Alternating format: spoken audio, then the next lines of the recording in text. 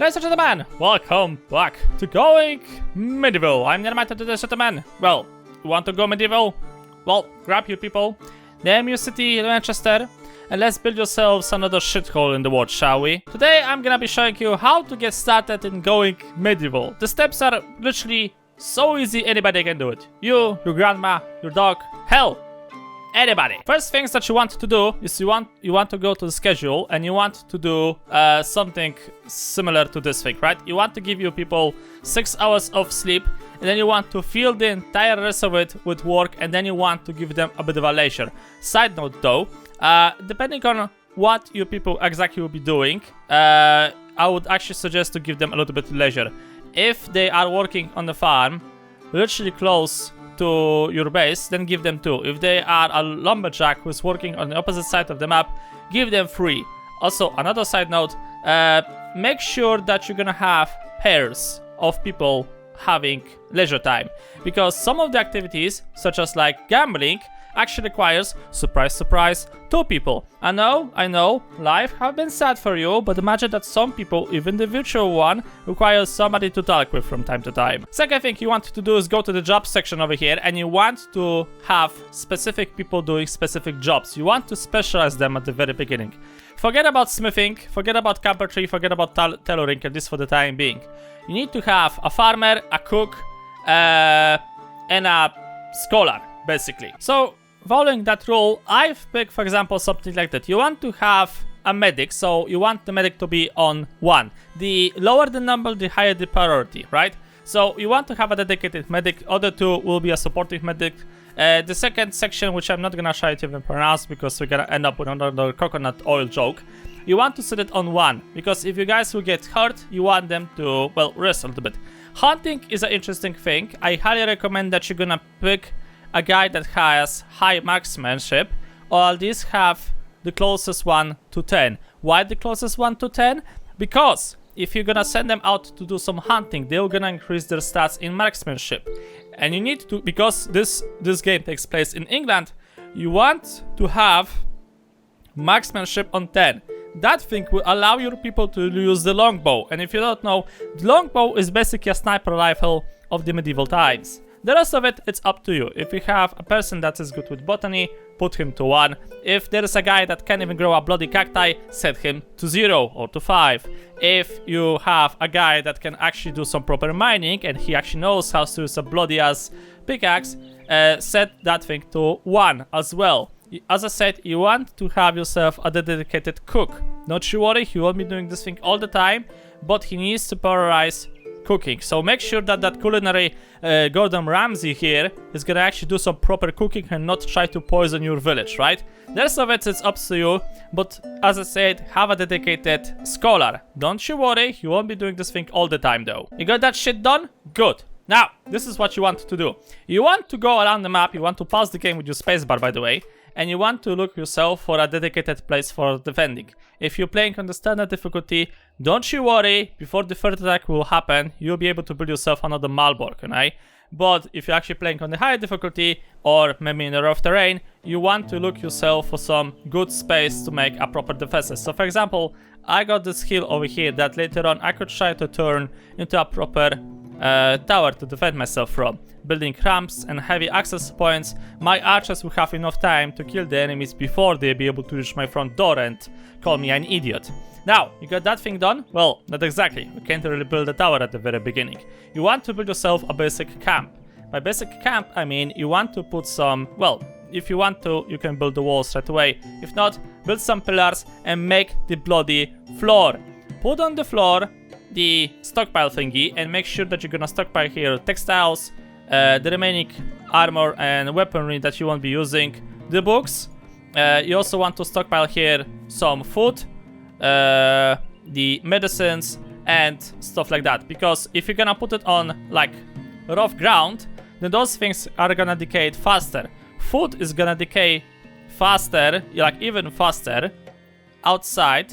So building a proper basement, no, not for children, just a basement for your storage, is gonna be probably the next thing you're gonna do. You got the storage? Good. Now you want to build yourself a campfire. The campfire is in the production section, it's over here.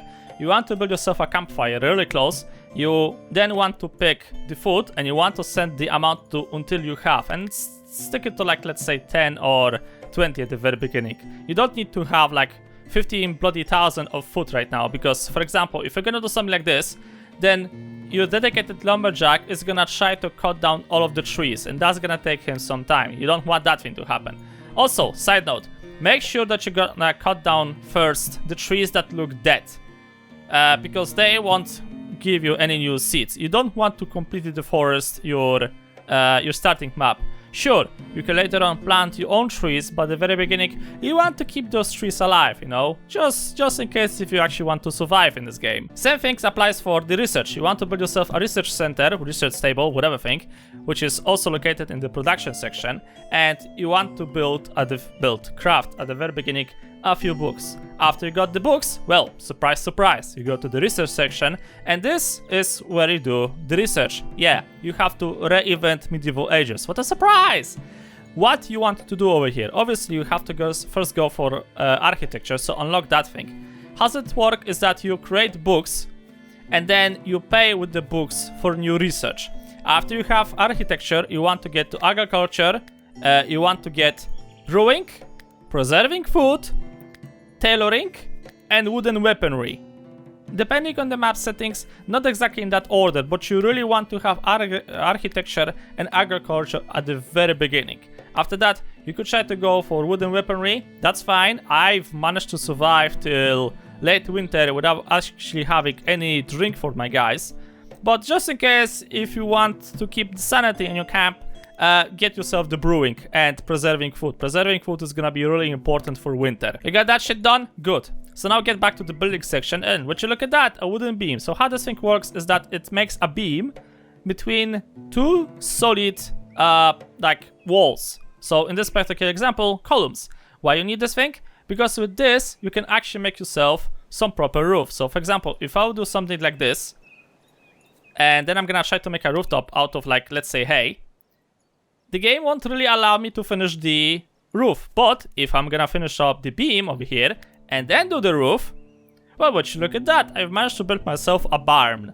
So you finish this thing, and from now on, there won't be any rain going on the faces of your beautiful, beautiful medieval English people. But that's not where the surprises ended, boys, because right now you also have yourself the possibility to make farms. Now, what are the basically food that you want to focus on? You want to focus on beets, because they are overpowered as shit, and you want to focus on red currant shrubs, because those things will give you berries. Those two I find preferably that the most overpowered at the current stage of the game. Please remember that this is I'm making this video during the early access stage of the game, so some of the things may actually change in the future. Now you probably wonder, okay, so how big you want this farm to be? 5 on 5, 25 on 25? No, 1 on 9 is completely fine at the very beginning of the game. So make yourself one row of this, make yourself one row of this. Hell, if you really want to, add yourself a bit of a spice, you know, let's say that you want to add maybe some cabbage. Yeah, there you go. So we got the fields over here ready. Be sure that you're gonna add a bit of a herbs, like 2 on 3 will be completely fine. You just want to have a bit of a herbs so you can make basic medicine for your people, especially when you're gonna get attacked. And after that, before actually winter will happen, I highly recommend that you're gonna get yourself a little 2x3 as well field of flax. Flax will be necessary later on to make yourself proper clothing. You need to have, well, it's recommended to have proper clothing depending on the season. So you want to have summer clothing during summer, because, well, you people don't exactly know what is a soap, so it could get quite sticky around here.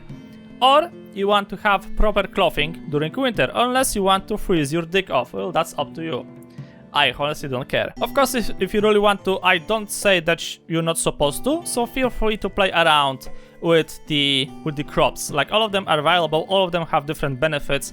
They grow faster, they give different yields, and they are used later on for different things.